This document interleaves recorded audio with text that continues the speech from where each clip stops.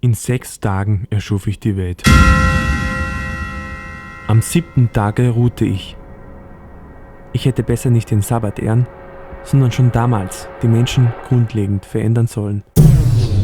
Der folgende Film basiert auf gegenseitigen Vorurteilen zwischen Bayern und Preußen. Alle Inhalte dienen lediglich zur klischeehaften Darstellung dieser Beziehung. Du kommst also zu mir und verlangst einen Mord. Ja, ich will doch nur Gerechtigkeit. Und warum suchst du gerade mich aus? Ihr habt damals die bayerische Mafia ins Leben gerufen. Ihr wart's das. Jetzt könnt's zahlen, für was ihr da seid. Ja, aber ein Mord. Glaubst nicht, dass das viel verlangt ist? Der Dreckspreis, der verdient den Tod. Ich bin kein Waschlappen, aber Mord geht über die Moral. Und wenn der Dieter wieder auftauchen hat, wie tat's dann? Das ist eine andere Geschichte. Aber die hat schon vor Ewigkeit angefangen.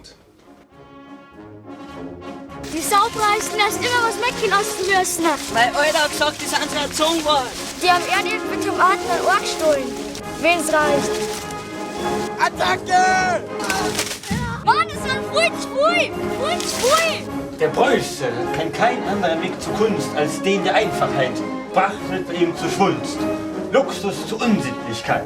Das können bloß die Preisen gewesen sein. Da rächen wir uns fürs gesamte Königreich Bayern. Jawohl, weil unser König, den lassen wir uns nicht entweihen.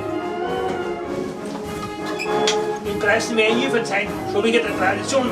Kannst du nicht einmal Deutsch sprechen? Man versteht ja kein Wort. Ich kann kein Deutsch. Wie wär's eigentlich mit einer neuen Attacke gegen diese Bauern?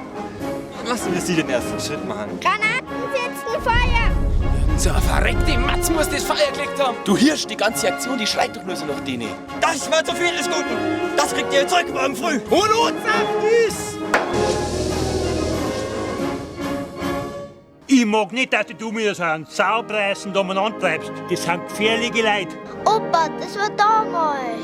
Bayern, Preußen, sogar die Sachsen sind Deutsche. Es ist alles gesagt. Aber der Glaube wird mal gestochen. Ja, Herrschaft, Zeiten. Dein Schifflein wird versenkt. Und zwar von meiner Dreierflotte. Obacht, Burschen, flott der Dreier voraus.